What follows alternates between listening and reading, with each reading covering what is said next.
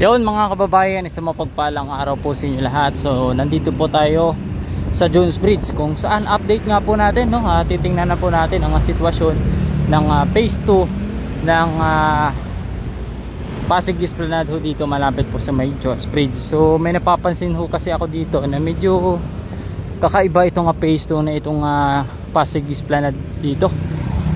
Oo mga kababayan, dun yung luma, ito yung bagong phase 2. So kung nakikita ninyo yan dito sa may baba ay puspusan na po yung pagsikaso, paggawa po ng phase 2 ng Esplanade dito mga kababayan.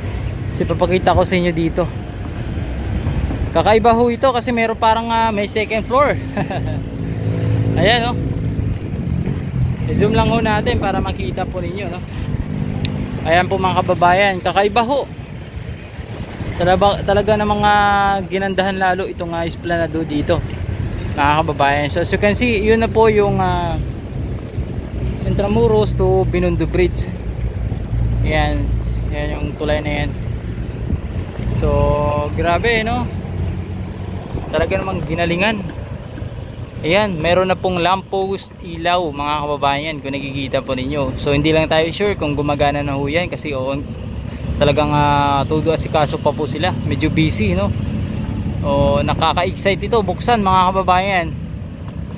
Grabe, ang ganda nito So sarado kasi dito, hindi tayo makakadaan papunta ho dun sa may kabila.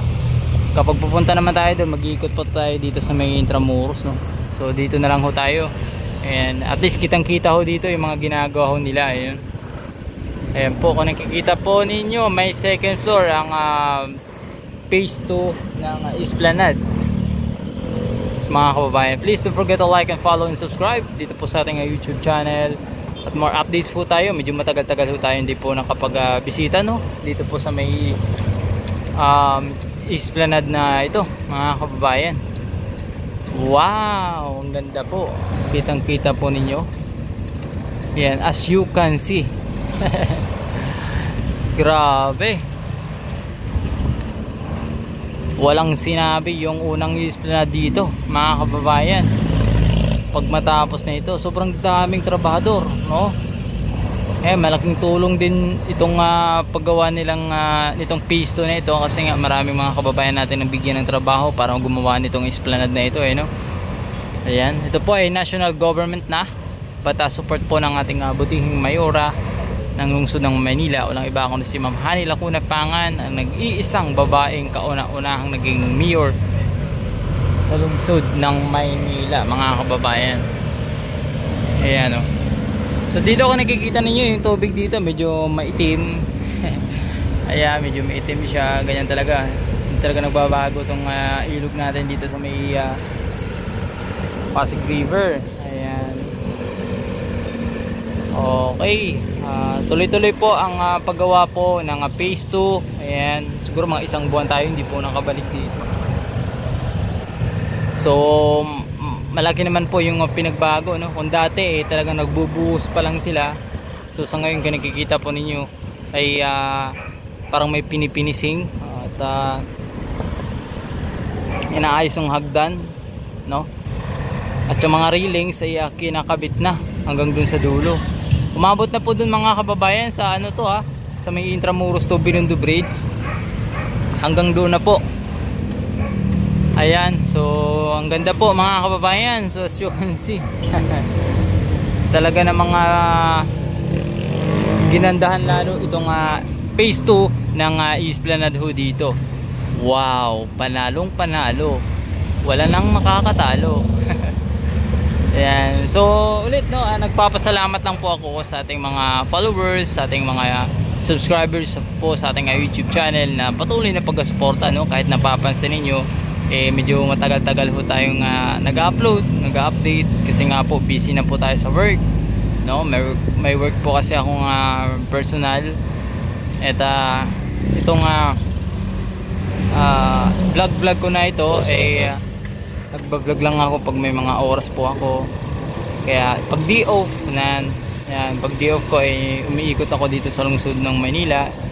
Ngayong Martes ay day off ko. Kaya sigurado meron tayong upload, 2-3 hanggang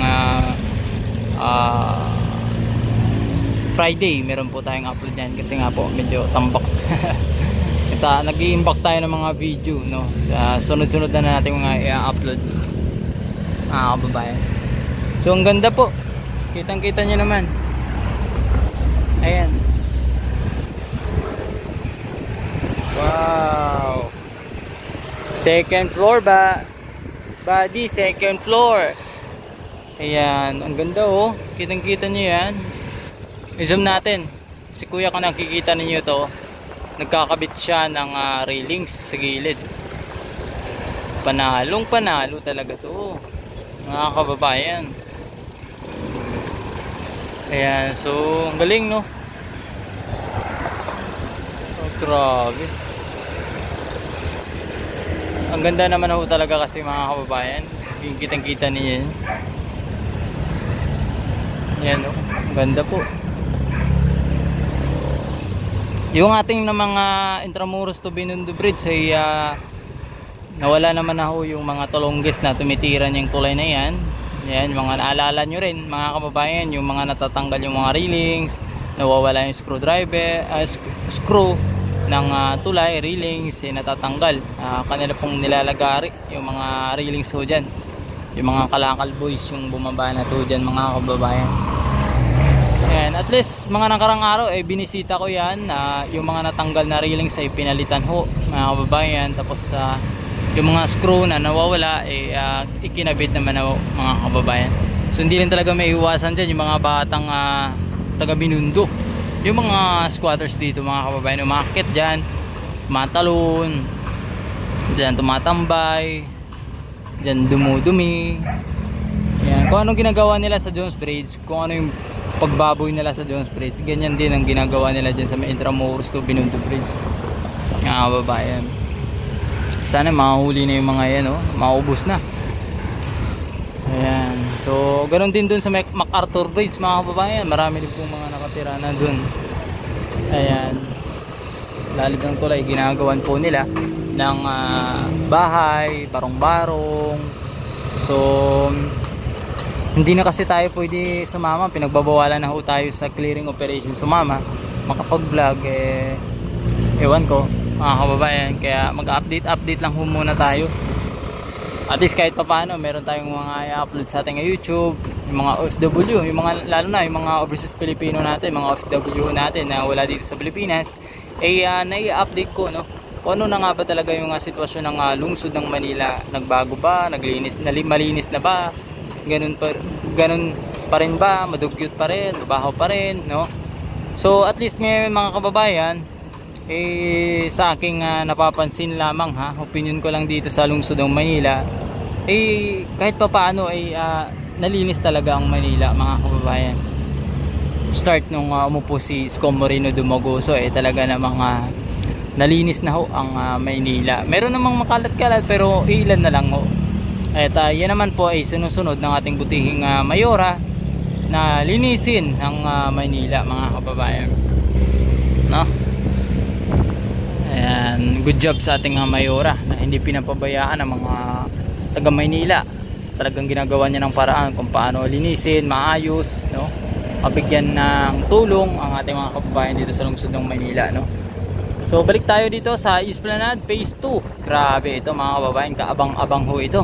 Sigurado pag pag inauguration nitong Esplanade nitong Phase 2 na ito, andito na naman ho ang ating butihing presidente na si PBBM, mga kababayan, Pangulong Ferdinand Marcos Jr.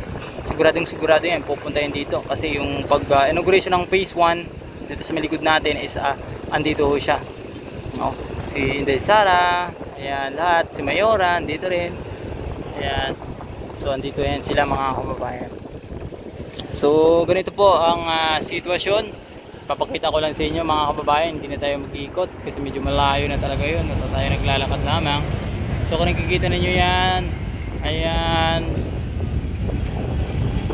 grabe yung pagbabago. Ayan, may second floor pa. Sarap mag-picture dyan, Ang ganda magkukuha ng mga picture dyan mga kababayan. Abangan nyo soon. Ilalabas ko to ulit pag sakali matapos na po ito. Siguro Martes, no?